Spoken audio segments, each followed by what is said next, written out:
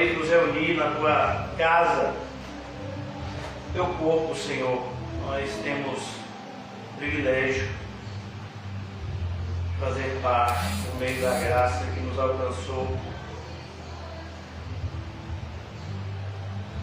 em Cristo Jesus. Ó Deus, Pai Todo-Poderoso, tu que criaste o céu e a terra,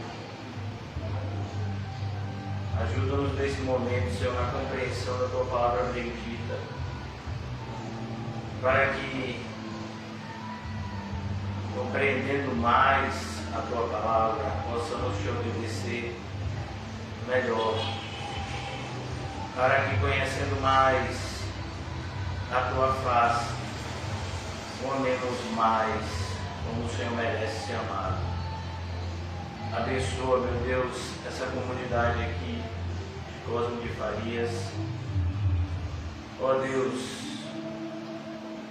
sabemos que o mundo jaz no maligno, mas nós somos de Deus e concedeste-nos a autoridade para, por meio da pregação bendita do Evangelho, ousadamente apresentarmos às pessoas a verdade que liberta. Ajuda-nos, Senhor, a alcançar aqueles que serão alcançados.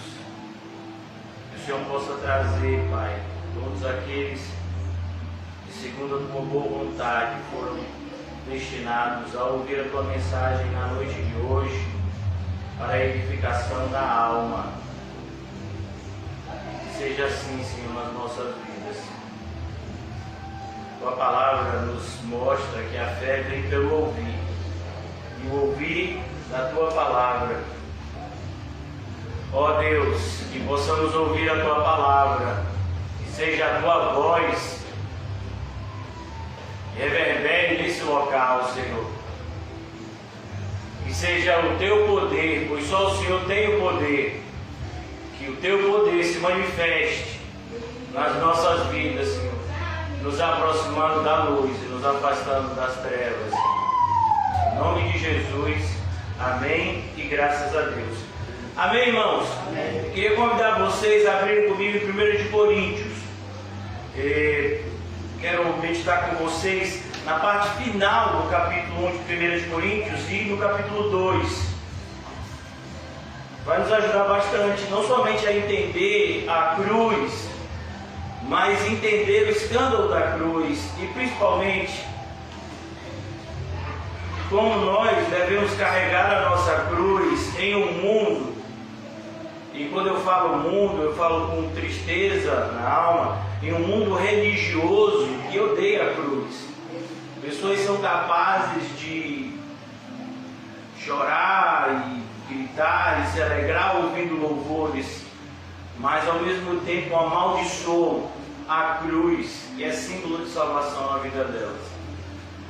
Então que a gente não seja incluído nesse grupo que está se perdendo muitas vezes, sem perceber. Pessoas que têm um achismo de que são de Deus por questões meramente emocionais e que nunca meditaram seriamente na palavra de Deus para ver qual de fato é a sua realidade espiritual. Isso é tão importante para nós que se a graça do Senhor nos permitir, vamos cear mais uma vez hoje, devemos nos examinar a nossa vida de maneira cotidiana e não é sistemática, pois o exame sincero à luz da palavra de Deus e com o auxílio do Espírito Santo produz edificação e salvação para nós. Então, como eu disse a vocês, aqui em 1 Coríntios capítulo 1, versículo 18, olha que coisa. Eu não sei qual é o subtítulo que tem na sua Bíblia, mas na minha Bíblia tem assim um subtítulo que diz a mensagem da cruz. Aí você está assim também? Então, o apóstolo Paulo está escrevendo a Coríntios e ele está escrevendo essa carta depois de ter permanecido, olha que coisa, quase 18 meses nessa cidade. Depois da estadia de Paulo em Éfeso, que foram 3 anos, O lugar onde ele ficou mais tempo foi a cidade de Coríntios. Nós temos na Bíblia pelo menos 2 cartas extensas dirigidas a essa igreja, a igreja de Coríntios. Então o apóstolo Paulo ele vai tocar no assunto central da fé cristã, onde se esse assunto não estiver bem alicerçado, todos os outros assuntos se tornam sem importância. Não tem por que falar em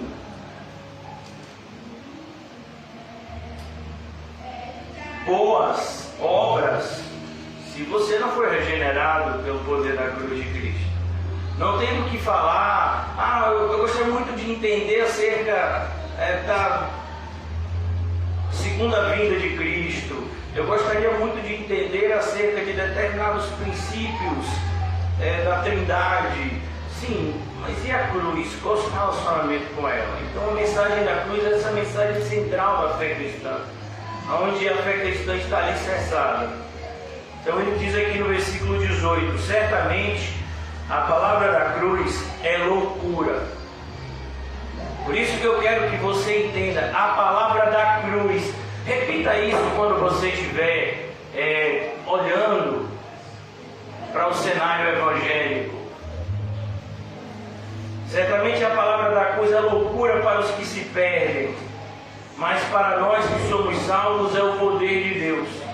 Certa feita, um desses pregadores da prosperidade disse: o meu Deus, ele não manda ninguém para o inferno. Perceba que essa pessoa está dizendo que ela criou um Deus segundo a sua própria conveniência. Porque o Deus da Bíblia é aquele que tem o poder, e só Ele tem o poder de lançar não somente as pessoas, mas primeiramente os próprios demônios no inferno. Então a palavra da cruz, ela é loucura. Ela é loucura para os que se perdem. Muitas pessoas dizem: mas por que Jesus teve que sofrer tanto, apanhar, ficar aquele tempo todo lá na cruz? Por que isso? Por conta do nosso pecado. Essa é a mensagem da cruz. A mensagem da cruz mostra como um Deus justo não pode deixar para lá simplesmente o pecado da humanidade. Para satisfazer a sua justiça, Ele teve que punir o pecado daqueles que são salvos nele mesmo, ou seja, na pessoa do seu Filho. Por isso que essa mensagem é loucura, principalmente do ponto de vista da nossa cultura altamente influenciada pela cultura greco-romana. Porque minha filha estava lá fazendo dever de história, se eu não me engano, e estava estudando mitologia. E a gente percebe que há muito da mitologia grega e dos princípios da filosofia grega que tem permeado os bancos das igrejas, como a gente falou recentemente. E a gente tem que tomar cuidado com isso. Outro dia, algum tempo atrás, eu vi uma imagem, talvez muitos de vocês tenham visto a imagem que circula nas mídias sociais, Facebook, WhatsApp, que é tipo uma queda de braço entre Jesus e o diabo, mostrando assim: olha, o diabo, Jesus está lutando com o diabo. Jesus lutando com o diabo? Como? Tem luta entre Jesus, Deus, e o diabo, uma criatura. Não tem luta. A luta é entre nós, que somos criaturas, com uma outra criatura, que é o diabo. Um ser que foi criado como anjo e que se perverteu e agora vive em inimizade. E a única forma do diabo fazer algum tipo de mal, porque contra Deus ele não pode fazer nada, a única coisa que ele pode fazer é contra a criação de Deus. E Deus permite isso para a destruição dos ímpios e para a santificação dos santos. Olha que coisa. Até aquilo que é intentado como mal na sua vida e na minha, Deus transforma em bem. Que coisa, né? Essa é a mensagem da cruz, irmãos. Mas para nós que somos salvos é o poder de Deus. Pois está escrito: destruirei a sabedoria dos sábios e aniquilarei a inteligência dos instruídos. Como nós, na qualidade de cristãos, precisamos nos lembrar dessa palavra, principalmente nesse momento, onde parece que a vacina vai solucionar todos os problemas da raça humana. Parece que, e principalmente hoje em dia, né, muitas pessoas têm dito que o ato da gente se reunir, o ato da gente buscar Deus, nós estaríamos agindo contra, né, a sabedoria da medicina e algo semelhante a isso. Mas perceba, Jesus, Paulo fala aqui, instruído pelo Senhor: destruirei a sabedoria dos sábios e aniquilarei a inteligência dos instruídos. Perceba, irmãos, como o sábio é pego na sua própria sabedoria. Que a verdadeira sabedoria, o que diz a Bíblia, é: teme a Deus e guarda os seus mandamentos. Isso você sabe, do ponto de vista de Deus, do ponto de vista da verdade. Onde está o sábio? Onde está o sábio? Onde está o escriba? Onde está o inquiridor deste século? Porventura não tornou Deus louca a sabedoria do mundo? Olha, é importante que você entenda: Deus tornou louca, aos olhos de Deus, é loucura a sabedoria do mundo. É loucura. Hoje eu pude ver esse fato tão triste, né? Eu estava cortando o cabelo, estava passando o noticiário, e aí estava mostrando pessoas com 80 anos, 88 anos se vacinando. Acho que esse pessoal mais velho está tomando segunda dose já. E aí teve uma senhora que disse: eu quero voltar a viver. Eu falei: e estava morta? O que aconteceu? Sabe, porque essa sabedoria do mundo, que é loucura aos olhos de Deus, onde as pessoas colocam toda a sua esperança em cisternas rotas. É como se você, né, tivesse certeza absoluta que quando você chegasse em casa, você iria encontrar água. Não, eu sei que a Embasa vai cortar a água do bairro para fazer a obra, para fazer algum tipo de obra, mas ainda bem que meu tanque está cheio. Aí você chega lá e diz: rapaz, o tanque está vazio, o que foi que teve? Quando você vê, tem uma rachadura. Então, é isso que o mundo oferece para a gente: cisternas rotas, que não podem. Eu tenho certeza, irmãos, que essa questão da pandemia vai passar, não por conta da sabedoria do humano, mas por conta da providência de Deus. O próprio Senhor disse que não é desse jeito que o mundo vai se acabar. O Senhor disse que coisas como essa aconteceriam e que nós não deveríamos ficar com medo, porque era necessário que essas coisas acontecessem. Ela vai passar, mas vão surgir outros desafios, irmãos. E é onde nós vamos colocar a nossa esperança. Então a gente tem que repensar, porque a nossa esperança deve estar unicamente depositada aos pés de Jesus. Para os irmãos, eu estou em 1 Coríntios, capítulo 1, versículo 20. Então, cuidado em confiar nos sábios desse século. A gente tem um exemplo na Bíblia: 3 sábios foram procurar o rei dos judeus e eles bateram no palácio errado. Não foi? Foram procurar Jesus aonde? No palácio de Herodes, aquele que queria matar Jesus. E acabou morrendo várias crianças por conta da estupidez desses sábios que foram buscar o rei certo no lugar errado. Muitas pessoas têm feito isso. Onde está o escriba? Quem era o escriba, irmãos? O escriba era aquele que copiava a lei, copiava os livros do Antigo Testamento, e muitas vezes ele era chamado de doutor da lei, porque era o que mais entendia. De tanto copiar, ele sabia, ele aprendia e tinha intimidade com o texto. Onde está o inquiridor deste século? Olha como o Senhor coloca. O sábio do ponto de vista de sabedoria do mundo, o escriba, aquele que supostamente deveria conhecer a Deus pela palavra de Deus, mas não o conhece, e o inquiridor desse século, que é o próprio Satanás. Percebeu como eles estão do mesmo lado? Assustador, né? Porventura não tornou Deus louca a sabedoria do mundo? Paulo repete. Não tornou Deus louca a sabedoria do mundo? E a ideia de loucura aqui, irmãos, não é a ideia de você gritar, não é a ideia de você falar palavras desconexas.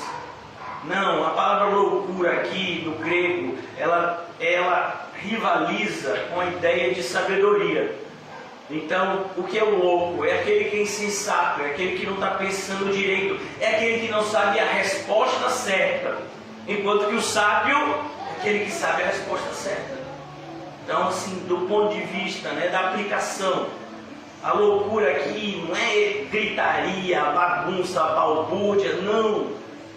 A loucura aqui está falando justamente das pessoas não entenderem. Então, visto como na sabedoria de Deus, que é a sabedoria de Deus, a Bíblia, o mundo não conheceu por sua própria sabedoria. Então o mundo não consegue compreender a sabedoria de Deus, porque essa sabedoria só é perceptível e cognoscível pelo poder do Espírito Santo. Alguém só pode entender qual seja a vontade de Deus se o Espírito assim habitar naquela pessoa. Por isso a gente tem que tomar bastante cuidado a valorizar demais estudos teológicos, pois o estudo da Bíblia, o estudo de livros associados à Bíblia, como comentários e outros, tem sempre que vir acompanhado do coração, nunca separado.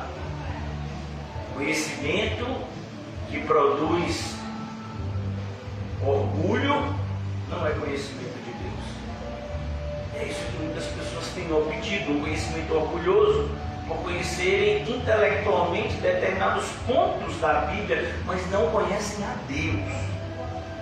Não conhecem.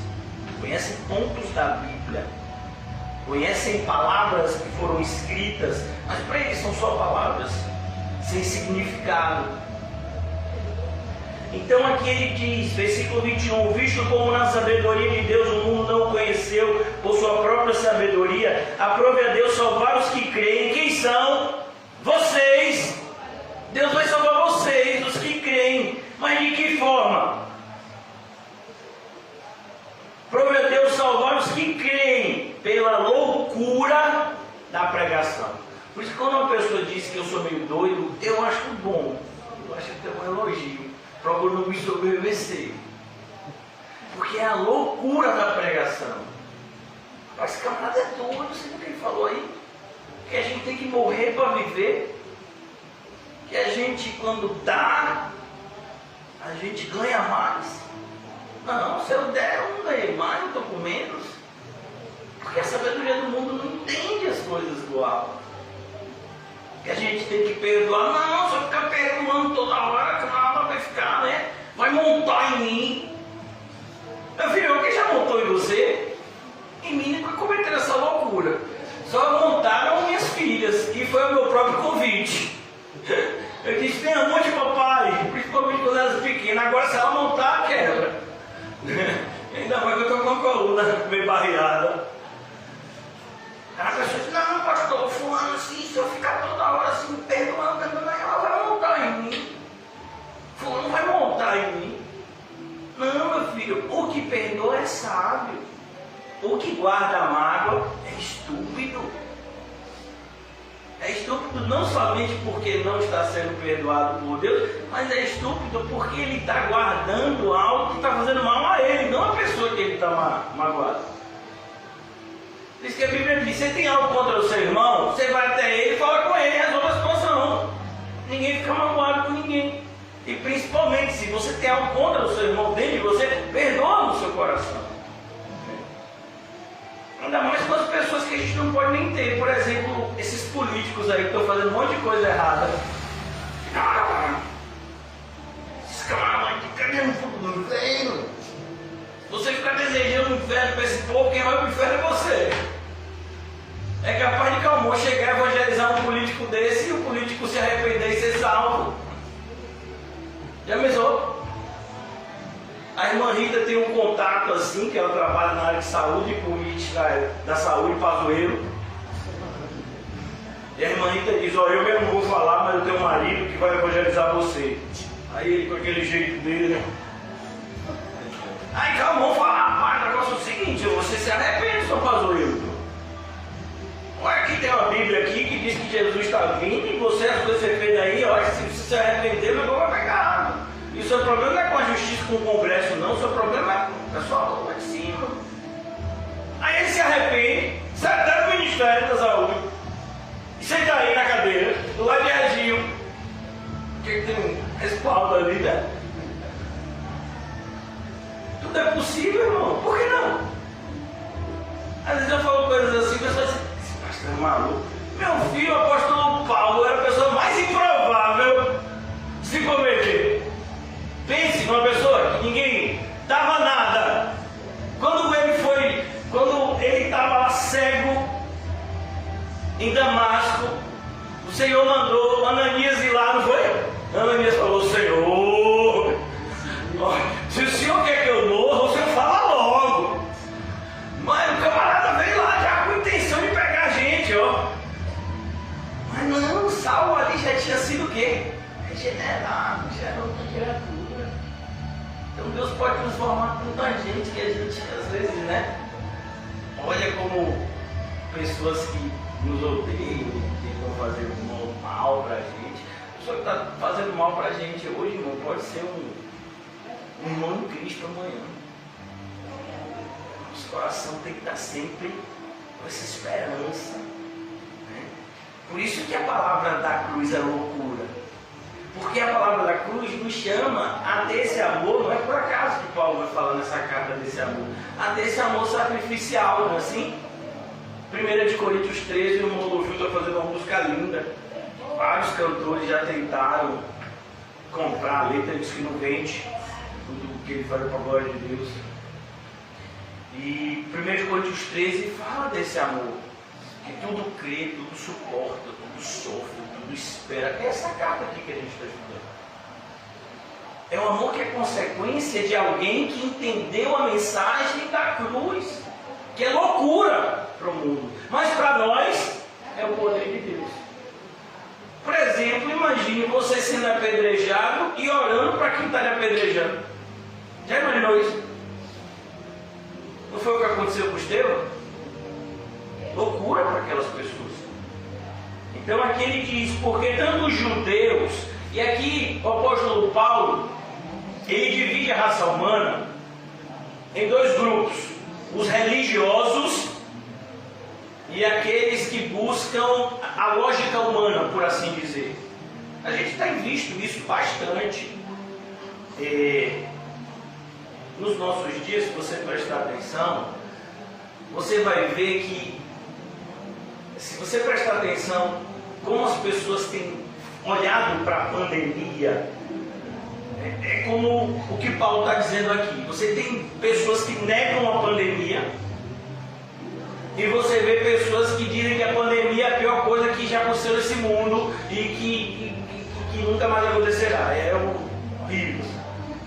Então é como Paulo está dizendo aqui: os religiosos, eles buscam Deus de uma forma errada, e os sábios deste mundo, né, aquelas pessoas que confiam no conhecimento do mundo apenas, eles buscam outro tipo de coisa, e ambos os grupos jamais encontrarão a Cristo, não o Cristo verdadeiro.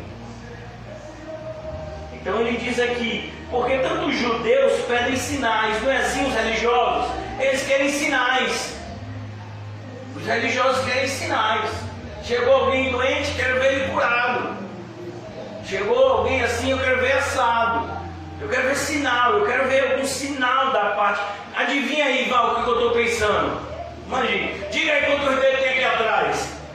Meu filho, eu não sou adivinho não, quem tem espírito de adivinhação é aquela endemoniada de Atos 16. Eu tenho que dizer para você, rapaz, essa palavra aqui. Mas muitas pessoas estão na igreja hoje em dia, e muitas vezes na sua própria vida espiritual, atrás de sinais. Eu já conheci pessoas que elas leem a Bíblia assim. Tchau. Rapaz, Deus me deu esse versículo aqui hoje. Deus te deu esse versículo, como foi? Deus desceu do céu e disse, eis que te dou este versículo aqui. É isso? Até porque quando Deus inspirou os escritores da Bíblia a escrever a Bíblia que está no seu braço, aí na sua mão, a Bíblia não foi escrita com versículos e capítulos. A Bíblia foi escrita como um livro só. Livros, né? Então, Gênesis, Levítico, Número, Êxodo, Provérbios. A divisão em capítulos veio bem depois, e é de versículos mais depois ainda. Então Deus te deu um versículo, imagine, Deus me deu um versículo, Judas enforcou-se, e aí no outro dia Deus me deu outro, vai tu e faz o mesmo. E aí quando eu peguei, disse, e faz o depressa. Eita Deus, e agora? Já pensou?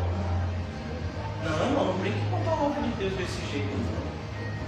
Você tem que entender a palavra de Deus e não ficar achando que Deus está te dando versículo. É por isso que eu sou o inimigo número 1 de caixinha e promessas. Nunca dê isso de presente para ninguém e nem tenha na sua posse. Isso é diabólico. Caixinha de promessas é dizer, eu não gosto da Bíblia não, a Bíblia é muito chata, eu prefiro pegar um versículo por dia. Não, meu filho, se você acha que a Bíblia é chata é você. A Bíblia é muito legal. A Bíblia é um livro maravilhoso e principalmente ela é maravilhosa porque ela é a verdade. É a verdade que você pode confiar. Se ela está dizendo que algo vai acontecer, pode acreditar que vai acontecer exatamente como está escrito nela. Exatamente. Sem tirar nem pôr. Pode acreditar. Num mundo cheio de incerteza, é tão maravilhoso. É um privilégio a gente ter algo que a gente pode ter certeza. No mundo cheio de fake news, é tão bom a gente ter uma notícia verdadeira.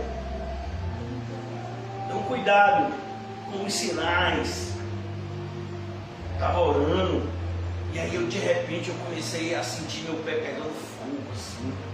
O que você acha, pastor? Meu filho, eu acho que alguma coisa estava pegando fogo na sua casa e se aproximou do seu pé. Foi assim? Não, meu filho. Olha esse sinal. E quer dizer que se vir um anjo do céu e te trouxer um outro evangelho, você vai acreditar? Porque a Bíblia diz que isso pode acontecer. E aí?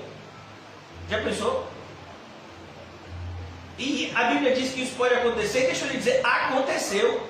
Quem aqui conhece aquela igreja chamada dos Mormons, que é conhecida também como Igreja de Jesus Cristo, os Santos Últimos Dias, não é um negócio assim?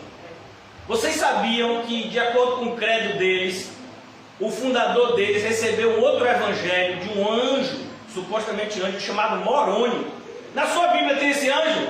Na minha também não tem, nem é de procurar. Mas esse suposto anjo Moroni apareceu para esse rapaz e disse, olha, o evangelho estava errado, eu vim aqui trazer um outro evangelho que é mais correto. Imagine, Marcos, Lucas, Mateus e João, ó, tudo errado, mas tem um outro evangelho de Jesus Cristo que esse você pode confiar. Aonde, meu filho? Paulo já me disse que você, viu, seu Moroni, está repreendido. Ainda que um anjo vindo do céu traga um outro evangelho que seja anátema. Aí vem um camarada e diz, eu tenho um evangelho. Aí centenas de anos depois aparece um homem lá na França e ele começa a brincar o negócio do copo. Você sabe disso? Você sabe que o espiritismo surgiu assim? Invoca-se espíritos e aí fica mexendo o copo, dizendo que negócio de sim e não. Foi assim que surgiu o espiritismo, que hoje tem crescido sabia que um dos países onde o espiritismo tem mais crescido é o Brasil? E aí lá no espiritismo, o fundador do espiritismo, que não tem esse nome, mas ele usou, não sei o nome dele é um nome assim, bem justo, mas ele usou esse pseudônimo de Allan Kardec. Ele escreveu o Evangelho segundo o Espiritismo. E se você tem algum colega, amigo ou familiar que é espírita, você perguntar, você é cristão? Ele diz que é o quê? É claro. O Espiritismo se apresenta como uma seita cristã. Claro que eles não dizem que são seita, né? Eles se dizem cristãos. Os espíritas estudam como é que se diz? As parábolas de Jesus, eles até se relacionam com a Bíblia do ponto de vista desse outro evangelho. E eu estou falando tudo isso, irmãos, porque olha o perigo que os sinais produzem. Você acha que o inimigo não pode produzir sinais para te enganar? É por isso que a sua fé tem que estar alicerçada não em sinais, mas na palavra. Deus pode sim fazer muito mais do que pedimos ou pensamos, mas nós não confiamos em Deus por aquilo que Ele pode fazer por nós, mas confiamos em Deus por aquilo que Ele é e nos revelou pela Sua palavra. Ele se revelou aos seus pela Sua palavra. E é dessa forma que a nossa confiança deve estar alicerçada no Senhor, de maneira que ela não seja movida de um lado para o outro por toda a sorte de doutrina. Então, caminhando um pouco aqui, ele diz: enquanto que os judeus pedem sinais, os gregos buscam sabedoria. Os gregos, irmãos, é o pensamento hoje em dia secular que domina todas as ciências. Dentre as ciências nós temos a medicina. Você sabia que o símbolo da medicina, quem aqui já prestou atenção no jaleco de um médico? Qual é o símbolo que tem lá? Qual é? Uma serpente. E você sabia que aquela serpente aí é uma homenagem a um deus chamado Esculapo? Imagine. Olha que coisa louca, irmão. E o pessoal coloca toda a sua fé na medicina. Existem coisas que, de fato, pela providência de Deus, as mãos dos médicos são usadas para realizar, mas é pela providência de Deus. Eu acho interessante, irmãos, olha, eu ao longo dos meus 41 anos, estou indo fazer 42, eu já vi muitas coisas na área da medicina, inclusive na minha própria vida, coisas que eu já vi médicos, eu já tive conhecidos médicos que dizem, rapaz, isso a gente não sabe explicar. Como é que você vai explicar? Vamos pegar 3 pessoas aqui, as 3 pessoas estão com a mesma doença e as 3 pessoas tomam o mesmo remédio. Uma fica boa e 2 não ficam. Me explique. Ah, não, porque o organismo X mais Y mais não sei o que. Meu filho, vem com sua explicação. Pode vir com sua explicação que você quiser. Aí você vê essa ciência, não é? Quem aqui se lembra do que estudou no colégio? Aqui a gente só tem adulto, né? Hoje. Meu filho, eu estou vendo que minha memória é mais fácil do que eu imaginava, porque minhas filhas agora, né, estão com idade. Era tão bom quando elas estavam alfabetizando. Era fácil. Aí minha filha dizia, meu pai, aqui tem 1 mais 1 é quanto, meu pai? É 2. Você se sente sábio, né? Aí sua filha diz, vem para você agora, minha, X mais Y é igual a 2Y, como é aqui? Ô meu filho, eu vou morar. E aí o negócio pegou. Mas quando você olha, né? Eu me lembro da minha época de escola, todo mundo dizia que na galáxia que a gente vive, você sabe qual é o nome da nossa galáxia? Eu nem sabia, outro dia eu até me esqueci, que era Via Láctea. Tinha até uma música, né, do Balão Mágico, né? Não era do Balão Mágico? É. Ah, eu sou velho. Via Láctea, eu denuncio minha idade pelo meio da pregação. E aí, Via Láctea, e qual era o planeta, o último planeta, qual era? Ele ficava lá no finalzinho, na Milândia. Qual era? Eu não vou chutar não, daqui a pouco eu chuto errado. É o Plutão, não era o Plutão? Não era ele? É um desses aí. Aí disse que agora ele não é mais planeta não. Tiraram, olha, o bichinho. Outro dia eu descobri pelo meu filho mais velho, ele estava fazendo um trabalho de escola, e E estava tendo, né, um evento, né? Aí mostrando a Via Láctea e tal. Aí eu falei, cadê os planetas? Aí disse, caiu Plutão, Plutão é planeta. Não, meu pai, é um planeta não é considerado um planeta. Mas na minha época era, na sua não era não? Você vê como a ciência muda as coisas, né? Muda, as coisas mudam o tempo todo. Eles estão descobrindo coisas, descobrem coisas novas. Vocês sabíamos que existem espécies na Amazônia que ainda não foram catalogadas? Porque você acha que o mundo inteiro se preocupa com a Amazônia? Porque todo mundo virou agora preocupado com o verde. Meu filho, você acha que se os europeus fossem preocupados com o verde, por que eles não cuidaram do verde deles? Quer cuidar daqui do Brasil? Que os americanos não cuidaram do verde deles, quer cuidar do Brasil? Porque eles sabem que na Amazônia tem um tesouro incalculável de substâncias. Segundo os próprios cientistas, a cura de várias enfermidades está lá. Você sabia que os remédios que você toma, caríssimos dessas indústrias farmacêuticas, elas são feitas, na sua grande maioria, a matéria-prima é planta, é vegetal. Estou dizendo isso, irmãos, porque a sabedoria do sábio, não confie nela, porque ela te diz uma coisa hoje e depois diz outra coisa amanhã. E eles ainda se acham bons nisso. Imagine se não puder confiar numa coisa. Não, eu disse para você que era aquilo, né? Mas esqueça tudo, agora é de outro jeito. Parece, eu não sei se vocês chegaram a pegar essa época, eu ainda peguei essa época, que no Brasil, toda hora mudava de dinheiro, toda vez que mudava no governo, mudava de dinheiro, que perrengue. Você tinha o cruzeiro, depois era o cruzeiro real, não foi assim? Depois o cruzado, e aí veio aquele negócio do plano Collor que pegou a poupança do povo. Você já pensou, irmão? Você não estava nem nascido, minha irmã Fabiana, nem meu irmão aqui, Mateus, não é só época, não é época de vocês, não. Mas na época do meu irmão, pegou sua poupança, meu irmão? Diga, pastor, não tinha nem poupança. Graças a Deus, foi livramento. Fui poupado. Tem coisas que a gente, né, que não tem dinheiro, é poupado. Pastor, você não sabe agora, vai ter um imposto sobre as grandes fortunas. O senhor está preocupado com isso? Oh, que preocupação. Então, a gente tem que tomar cuidado, irmãos, porque a sabedoria do mundo não é sabedoria. O homem, irmãos, é como uma criança brincando com coisas que muitas vezes eles nem conhecem ainda. Então ele diz aqui, os gregos buscam sabedoria. Existe uma parte da raça humana que tudo que ela quer ouvir é sabedoria. Por isso que muitos pregadores, eles se aperfeiçoam em ser eloquente. Eles se aperfeiçoam no que é chamado de apologética.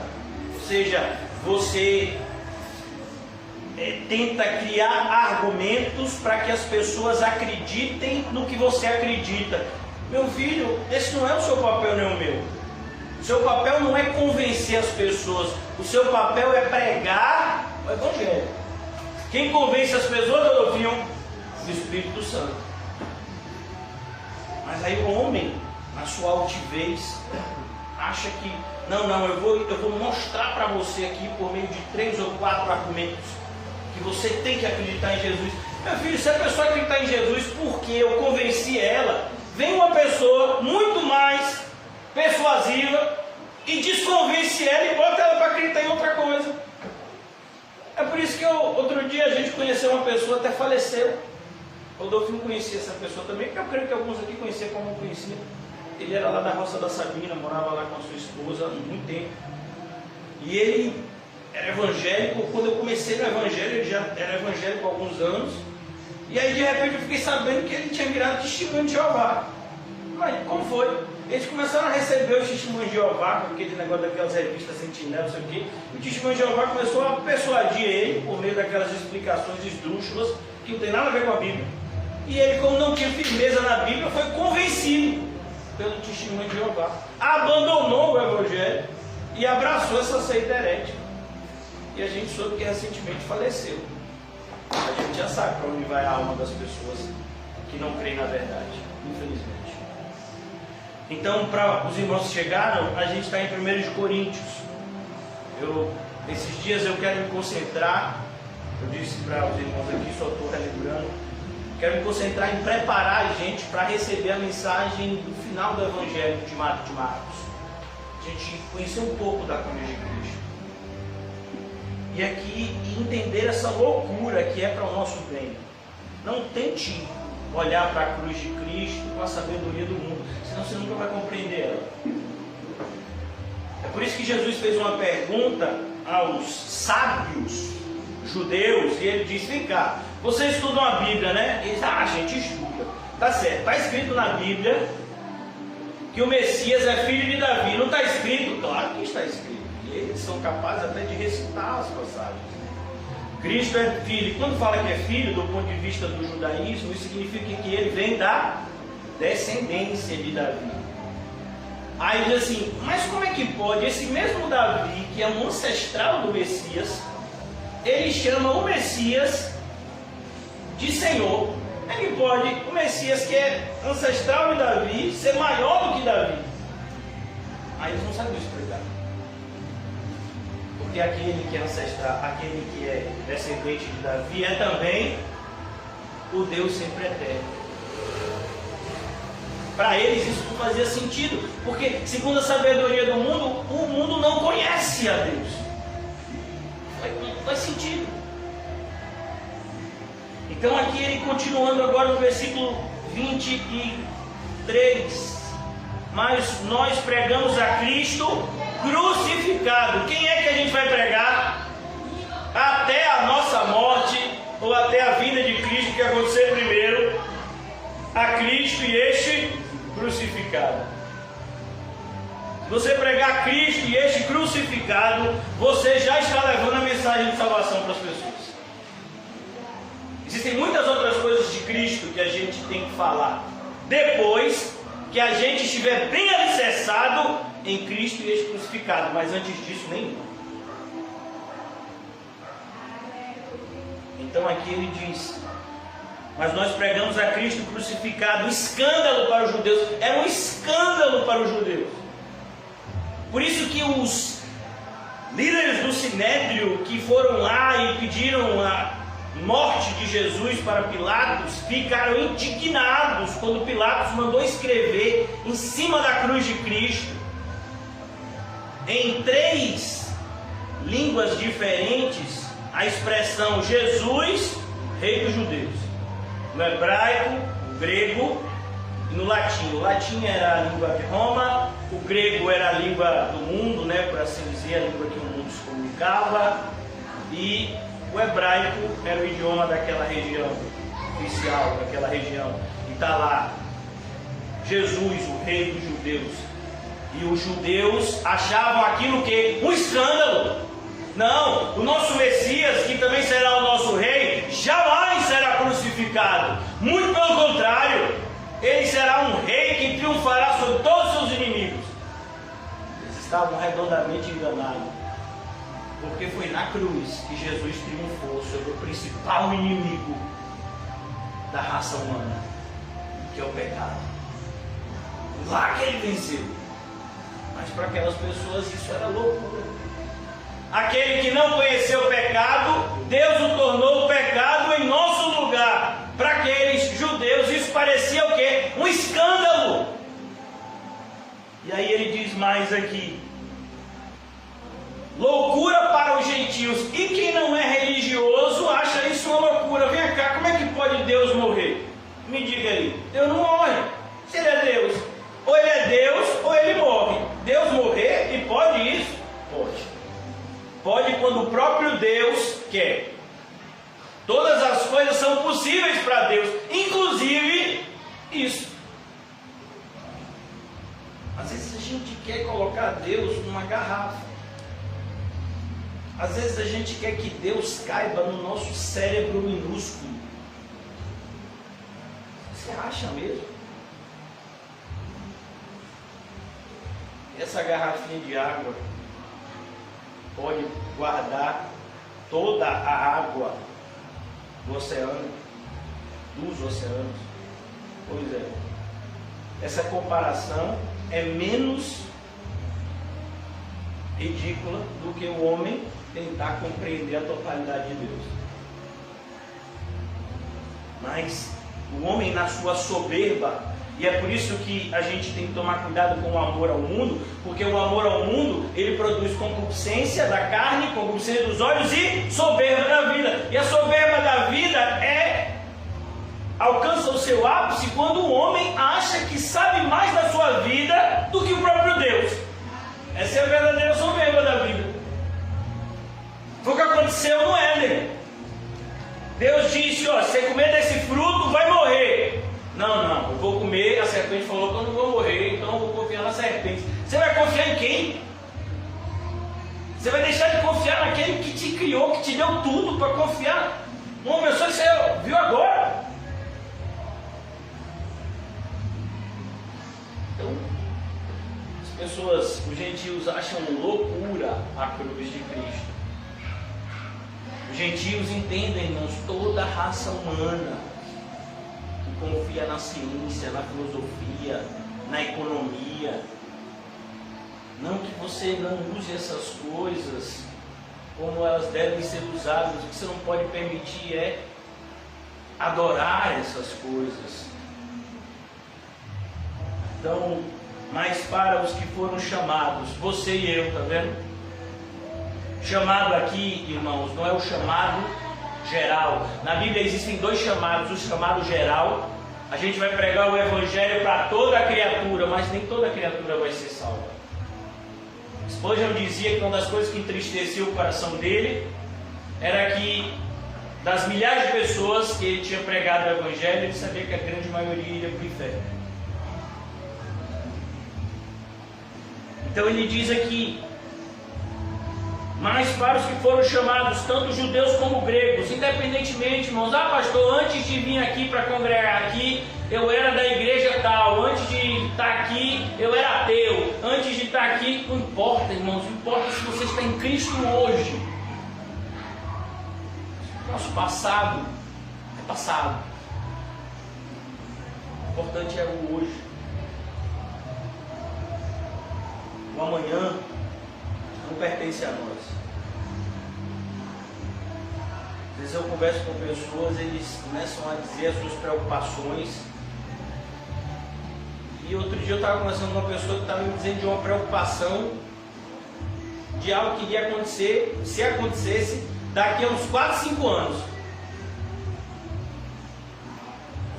Você está preocupado com isso agora? Tem um monte de gente que vira para mim tentando me assustar. Graças a Deus, irmão, eu oro com essas pessoas. Olha, as meninas, minhas filhas, né, eram menores até hoje. As pessoas olhavam na rua, né, agora porque a gente está em pandemia, não está saindo muito, mas olhavam na rua e diziam: essas meninas vão te dar um trabalho quando crescer. Eu olhava bem sério para essas pessoas. Por que elas vão dar trabalho quando crescer? As pessoas dizem: porque elas são muito bonitas. Assim, isso é bênção, não é maldição, não. Você está dizendo que isso é maldição? O fato de uma pessoa ter uma boa aparência significa necessariamente que ela tem que se entregar à imoralidade, à vulgaridade? Significa que ela tem que se entregar às concupiscências do mundo? Aqui não. Aí às vezes as pessoas: mas você não fica preocupado, não? Outro dia meu pai, Nino, meu pai me chama de Nino, meu pai e minha mãe: Nino, que essa menina crescer, meu filho. Elas estavam comigo, né? Eu abracei as duas assim: quando elas crescer, meu pai, vai ser assim desse mesmo jeito. Então as pessoas, elas criam, sabe, expectativas assim, assombrosas. Ela vai reclamar para você. Acho assim, né? Outro dia uma pessoa veio até mim e disse: pastor, tem um asteroide que vai passar na Terra em 3027, vai destruir a Terra. 29. 2029. 2029. Você está preocupado, pastor? Oh, meu filho, pode ter certeza que isso não vai tirar o meu sono. Essa noite eu dormi só, eu deitei 2, acordei 4, não consegui dormir mais. Mas com certeza não foi por causa desse asteroide. O negócio 2029, meu filho. E eu duvido muito. Olha, tem a possibilidade de cair em 2068. Imagina, 2068. Eu já quero estar agora, meu filho. Olha, se Deus me... 2029. Não, Rodrigo. 2068, a gente já quer estar agora, não quer não? Rapaz, daqui pra lá, meu filho, eu já vou estar quase 100 anos no dia, pai. Os cientistas toda hora eles fazem esses cálculos malucos. Né? Eles A probabilidade de um asteroide. Meu filho, vai pegar essa sua probabilidade e vai para você. Então, eu quero concluir aqui por causa do horário, a gente vai cear. Se os irmãos puderem já distribuir os elementos da ceia, eu vou concluir aqui no versículo 25. Número 24, 25, mas os que foram chamados, tanto judeus como gregos, pregamos a Cristo, o poder de Deus e sabedoria de Deus. Onde está o poder de Deus? Onde está a sabedoria de Deus, José? Na cruz de Cristo. Na cruz de Cristo, José! É lá! Lá que está. Se olha para a cruz de Cristo e tem sabedoria e tem poder. Amém. Não fica olhando demais para o saldo da sua conta bancária. Amém. É de Deus isso. Não fica olhando demais para sua aparência no espelho. Você pode se assustar. Amém. Às vezes eu olho no espelho e digo, gente, quem é esse rapaz? Esses dias eu olhei para mim. Hoje eu botei o cabelo e eu olhei assim e disse, gente, quem é esse rapaz? Obrigado, Socorro. Você já viu uma foto que tinha um pequenininho no corpo que eu era mais novo, porque ele ainda é mais novo, ele ainda é novo. Rapaz, parecia aquelas fotos daquele jogador da Copa de 70.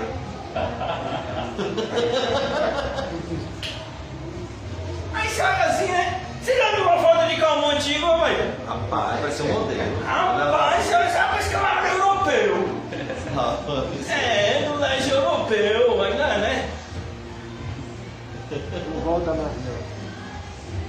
Mas a Bíblia diz, a gente olha para Cristo e a gente vê lá todo o poder que necessitamos e sabedoria que precisamos. Versículo 25, quero concluir aqui para a gente cear. Maneira maravilhosa, porque a loucura de Deus é mais sábia do que a dos homens. Olha que coisa, Paulo está usando uma figura de linguagem aqui. Ele está dizendo que Deus é louco, ele está dizendo, olha, a insensatez de Deus é mais sábia do que a suposta sabedoria do homem. Quando Jesus olhou para aquele jovem rico e disse, vai, vende tudo que tem, dá aos pobres, terás um tesouro no céu, ele achou que Jesus estava o quê? Está maluco, velho. Gente, velho, que é isso? Quero ser seu amigo. Vim aqui para você aumentar minha fortuna. E você está dizendo para eu vender tudo? Se você dissesse para eu vender metade, eu já ia ficar meio desconfiado, mas é tudo? Não, mas eu prefiro o Valdomiro, que é 30%. Valdomiro não diz que é o trízimo? Jesus disse, dá tudo. Mas a diferença de Valdomiro para Jesus é que Jesus não queria aquele dinheiro. Jesus disse, vai dar aos, terás o tesouro no céu. Depois vem e me segue. Aquele jovem achou que o que Jesus estava falando loucura. Ficou decepcionado. Então a gente olha para aqui que a loucura de Deus é mais sábia do que os homens. A ideia aqui, Paulo está fazendo um jogo de palavras. Ele faz muito isso na carta aos Coríntios. E a fraqueza de Deus, tem alguma coisa em Deus que é fraca? Não, aqui Paulo está fazendo uma suposição. A fraqueza de Deus é mais forte do que toda a força do homem. O que Paulo está dizendo é assim, se a gente pegasse alguma parte de Deus que supostamente seja fraca, Deus não tem essa parte, entenda, e pegasse toda a força que a raça humana pode juntar, toda a raça humana, não é um homem, é toda a raça humana, não conseguiria rivalizar com Deus. É como um cabo de guerra. Deus diz assim, olha, eu vou com a minha mão mais fraca, que é a esquerda, e toda a raça humana que já existiu desde Adão até o último ser nascido Pode puxar o cabo de guerra, inclusive os demônios, viu? Pode puxar esse cabo de guerra também. Puxa aí o cabo de guerra. Quem você acha que vai ganhar esse cabo de guerra? É por isso que Paulo está dizendo que loucura é acreditar na criatura no lugar do Criador. Porque todo conhecimento que a criatura pode acumular é um conhecimento parcial. Você vê, irmãos, essa pandemia já vai fazer quase 2 anos que apareceu lá na China. E o homem ainda está tateando. Imagine, com toda a tecnologia que se tem hoje, imagine. Toda a tecnologia que se tem hoje. Essa pandemia surgiu ainda em 2019, se eu não me engano, por isso que é Covid-19, porque esse vírus é 2019. E agora a gente já vai fazer quase 2 anos essa pandemia, e o pessoal ainda está tateando. Ó, e é sábio. E o homem é sábio, que sabichão. Não, sábio é confiar em Deus. Confiar em Deus é sabedoria. Deus garante aquilo que ele fala, o homem não. O homem diz uma coisa hoje e amanhã ele muda. Basta que as circunstâncias mudem. Então que o Senhor nos ajude, irmãos, a cada vez mais. Eu tenho tido esse direcionamento de Deus da gente ceiar os nossos encontros, porque isso nos concede essa oportunidade de relembrar mais vezes, até porque na Bíblia não quantifica. Tem muita igreja, né, que ceia uma vez por mês, no primeiro domingo do mês. A maioria das igrejas evangélicas são assim. Lá na comunidade a gente teve um direcionamento no primeiro momento de cear todo domingo. E ultimamente a gente tem tido esse direcionamento de cear porque a Bíblia não quantifica. A gente podia cear até 4 vezes por dia, se tivesse 4 cultos todos os dias. A Bíblia não quantifica. O que a Bíblia nos diz é que nós temos a maneira certa de cear. É olhando para a cruz, para o que Cristo fez por nós. E nos apaixonando cada vez mais pelo nosso Salvador bendito, que é bendito para sempre. Colocando nele toda a nossa confiança, toda a nossa esperança. A gente tem vivido momentos, irmãos, onde as pessoas estão sem esperança. Você sabe disso melhor do que eu. Eu muitas vezes fico isolado na minha caverna. Quem já foi lá na minha casa, é o meu quarto, que eu tenho uma mesinha lá, pela graça de Deus. Olha como Deus faz cooperar as coisas para o bem, né? Quando eu adquiri o Covid, ninguém na minha casa podia ter contato comigo, aí me isolaram. Botaram uma mesa, né? Mal sabia eles que estavam preparando algo que Deus daria para o bem. Então eu sou capaz de ficar no meu quartinho, tem um banheirinho ali, meu filho, dias. Eu saio para pregar, vou fazer as coisas. Eu fico lá, fazendo minhas coisas, minhas orações. Gente, vocês que andam mais do que eu percebem. Hoje mesmo eu disse para você que eu vi um pouco de televisão, porque eu não assisto televisão. Normalmente eu vejo as notícias pela internet. Mas eu vi um pouco e eu vi a quantidade de protestos que estão existindo na nossa rua. O pessoal que trabalha com construção civil protestando, acho que trabalham com obras públicas, que estão recebendo vale transporte, não sei o que, protestando. O pessoal que trabalha camelô, né, que trabalha comerciante informal, protestando porque as barracas foram tiradas e aí estavam fazendo um protesto. Teve o pessoal que estava protestando porque tudo isso só hoje, de manhã, protestando porque o trem parou no subúrbio, né, os trens pararam de funcionar. E aí parece que o pessoal que trabalha com mariscos, né, em pescaria lá no subúrbio, está tendo dificuldade com o transporte coletivo. Só hoje! E outros protestos que pode ter havido, eu nem sei.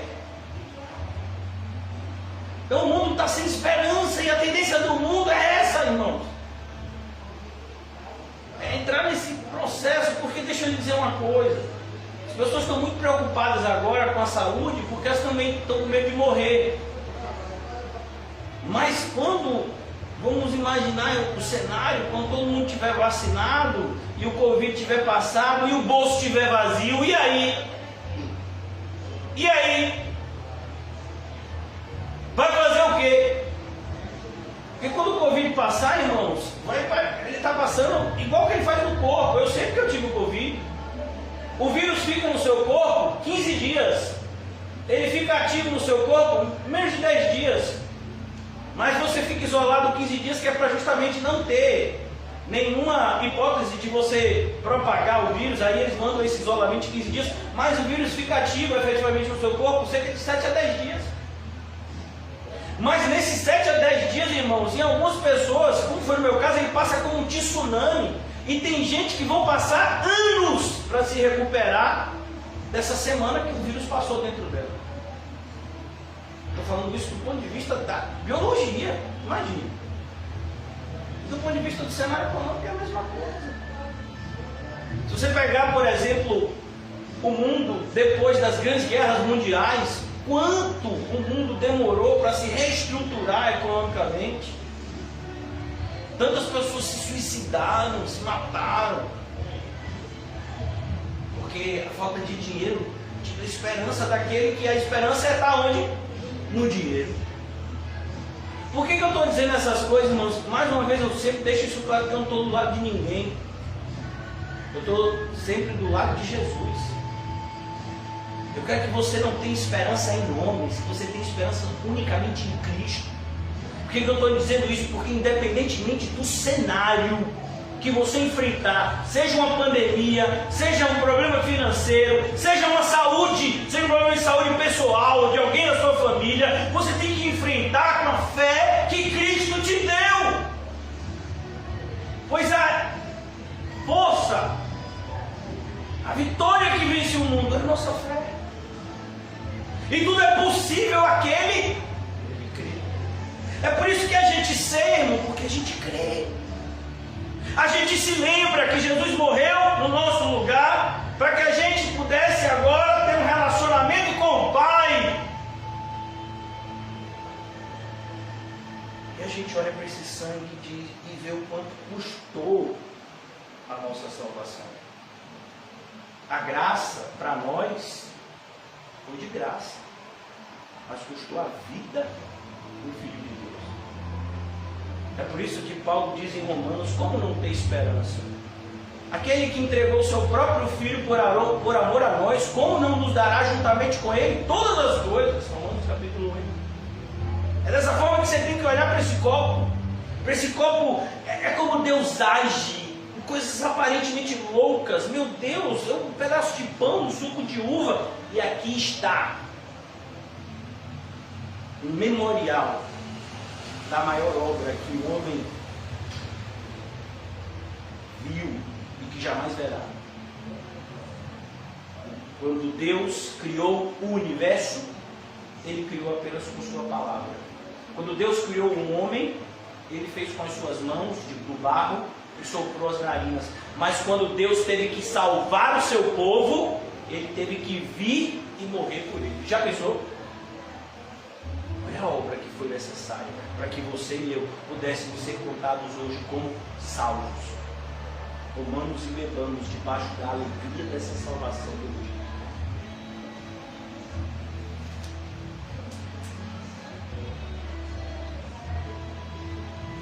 Ó Pai, ficamos constrangidos. Eu fico constrangido, Senhor. Diante de tamanha incredulidade, que muitos momentos do dia nós sentimos nos dominar, quando o inesperado nos alcança. Por isso nos ajuda, Senhor, a estarmos vigiando e orando, sem cessar, para que as circunstâncias não mais nos abalem, porque nós estamos no lugar mais seguro do mundo, que é aos pés do nosso Salvador, que morreu crucificado no nosso lugar e ressuscitou ao terceiro dia, subiu aos céus e reina poderosamente. E na sala do trono Ele recebe cada um de nós em todos os nossos momentos de oração. Ó Deus Todo-Poderoso, Senhor Jesus bendito, dai-nos cada vez mais essa firme convicção pela fé de tudo que o Senhor fez, faz e fará, por amor ao teu nome, para a salvação do teu povo. Em nome de Jesus, amém e graças a Deus. Amém, irmãos? Saúdem-se com um cumprimento santo e diga ao seu irmão: Cristo morreu em seu lugar.